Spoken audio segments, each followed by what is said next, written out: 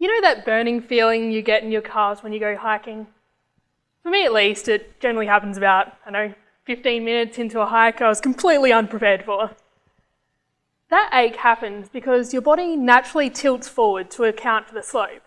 And it's these adjustments that enable us to keep stable on a variety of terrains. Now, wheelchairs can't make the same adjustments. Surprisingly, solid frames act a little bit different to the way the human body does. And although wheelchair users probably aren't going to attempt the grouse grind anytime soon, they still have to keep stable on a variety of slopes and terrains in their everyday life. For example, just around Greater Vancouver, there's some sidewalks that have inclines of over 20 degrees. To make things even more complicated, manual wheelchairs also have to be easy to push to avoid overuse injuries. So this is done by putting most of the weight on the rear wheels. But unfortunately, when the wheelchair is made easy to push, it also becomes less stable. To try and avoid this compromise between stability and manoeuvrability, the elevation wheelchair was created, which enables users to change their seat height and backrest angle throughout the day to optimise their performance for the particular situation they're in.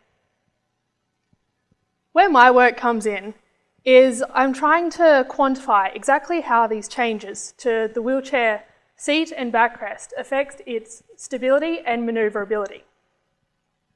Generally, manual wheelchair stability is defined using a series of static experiments, but these fail to take into account the dynamic nature of wheelchair use.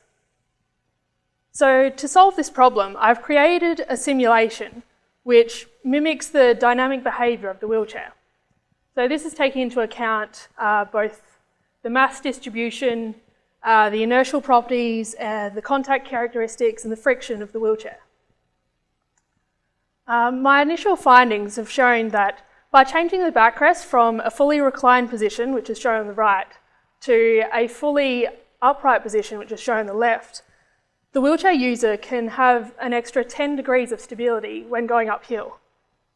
And on the other hand, when going downhill, a reclined backrest provides the user with more trunk support and negates the need for them to do a wheelie.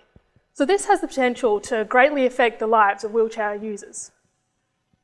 Currently, this kind of design isn't very commonly used, but hopefully, with the support of my findings, we'll see a lot more manual wheelchairs with on-the-fly adjustability to their seat and backrest in the future.